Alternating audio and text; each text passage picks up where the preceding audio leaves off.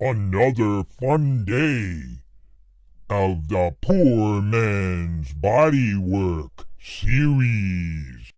So, first of all, I'm going to make sure this fits in there before I go ahead and start tarring it up. Oh yeah. And now there's almost no gap in here.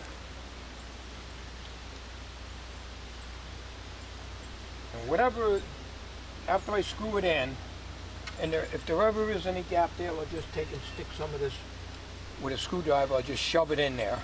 It'll be a tarry mess, but we can get it. So now, nice, I left this on all the while. I hope the battery holds out.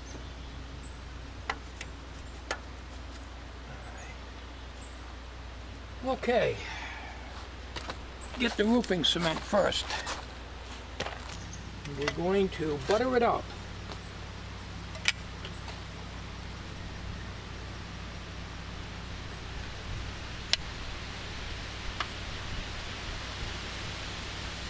Mainly concerned with these areas here.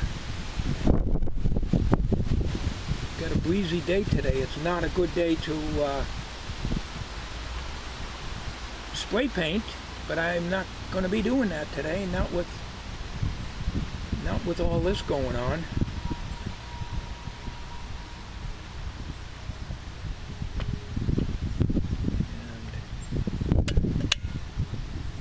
Lay that down off to the side here.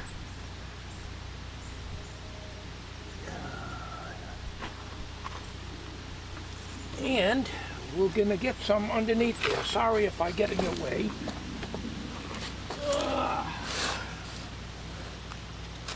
Far the hell out of it.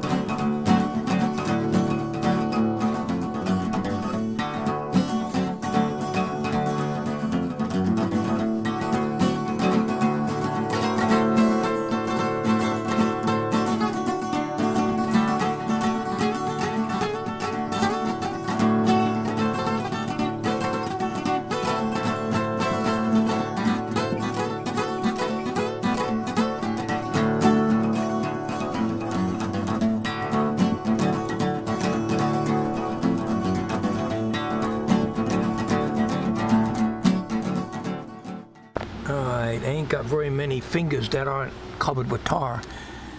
Alright, there's one here. There's one here, one here. And I got a lot of tar up in here. But what I'm gonna do is I'm gonna put a couple of pop rivets in here. Pop rivet. Because I gotta find some 1/8 inch. I gotta find some 1/8 inch drill bits. That Harbor Freight snapped right off. Not Harbor Freight. Home Depot. Those $3 set. These things here. I bought them last year. They were like $3 a set. Junk. So I got some 1/8 inch in here. They're so small I can't read the writing on this no matter what I use. I got a small one of those lope things that I still can't read the and they don't list what 1/8 inch is, so I have to guess. So I'll get a couple of them out of here to use for the pop rivets. Pop rivet. I covered this pretty thorough here. Get some light on the subject here. Can't really see too much with this light, but I sprayed some undercoating. The wheel well is in good shape. There's no bad spots underneath here in the backside.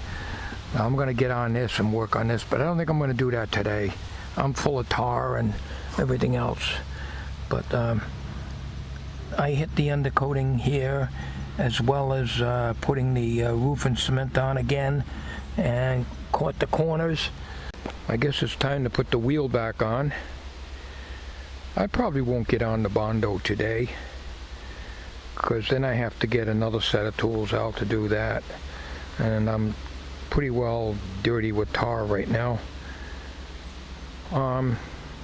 What I might do though is take the impact and loosen these up just to see how that works on this one, because this is going to be a completely different job when I get up underneath here and do this as I showed you.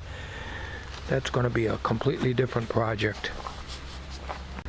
But this project right now, this series here, is primarily this area and the rear.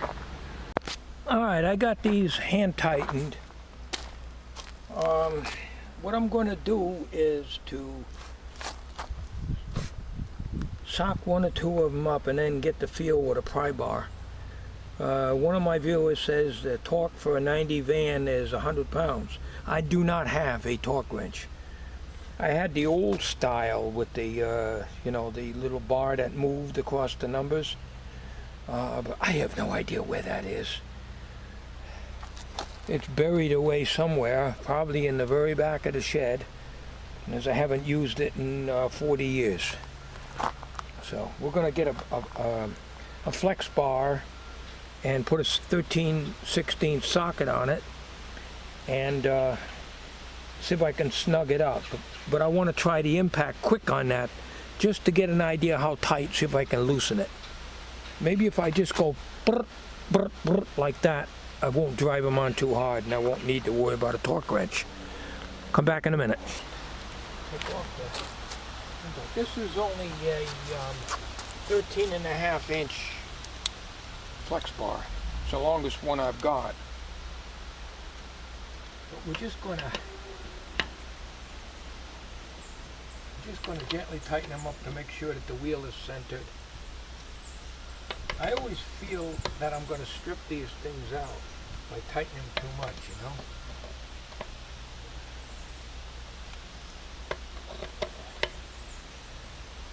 I had one of them big cross wrenches years ago. I bent it a little bit, tightening them up. But I don't think I can do that now. We're just snugging them here.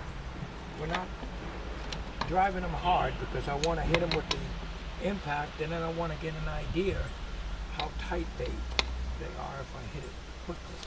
It always feels like it's going to strip, you know?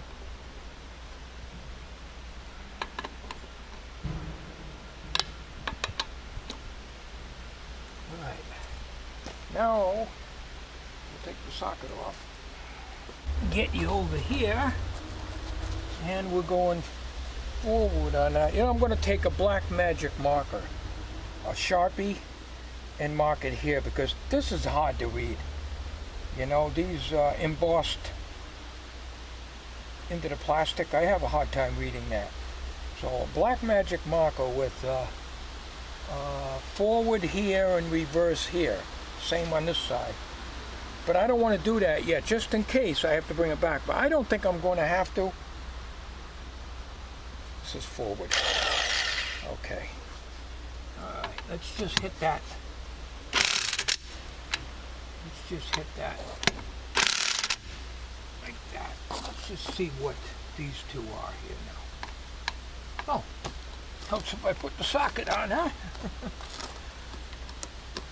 Alright. Let's see how hard that is. Yeah, I can move it. All right. It didn't put them on so hard that I couldn't get it off. So we can use this if we don't stay on it too long when you're putting them on.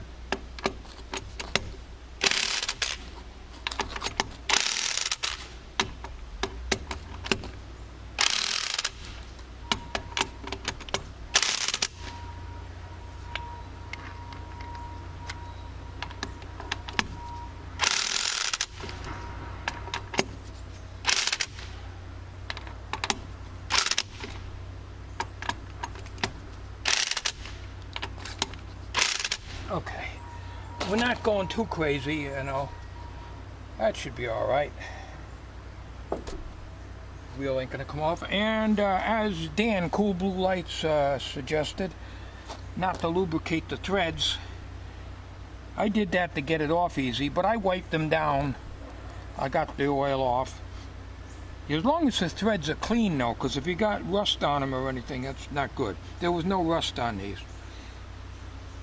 because there's a hubcap and that keeps it good. On my truck, one of the hubcaps got lost, and I have to keep WD-40 on those lug nuts, the threads, so they don't get rusted on there if I ever have to take it off. Alright, so we'll put the hubcap back on here. We'll be back in a minute. Alright, here we are at another day now, and let's see. I'm going to show you here. Now, I brought this in, and this is all pretty well flushed right through here, but we're still almost touching here. Probably a piece of paper I can probably get in there. We got to bring this out, and what we're going to do is we're going to put a 1/4 inch piece of steel underneath here. I didn't have a 1/4 inch piece of steel. I would have had to buy a 3-foot length and cut it and drill it and everything. These holes here line up just about perfect, as close as I can see. I'll know better when I take the bumper off if I can use this. I hope I can.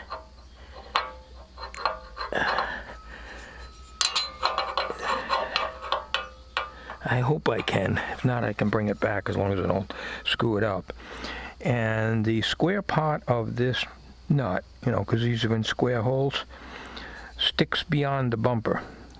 So what I have to do is I have to taper using this reamer, which I bought at a yard sale many years ago, in my drill press, and just ream out a little bit. Now, if they don't line up, I have one bit, I don't know what size it is offhand, that I can re-drill these holes out a little larger in my drill press.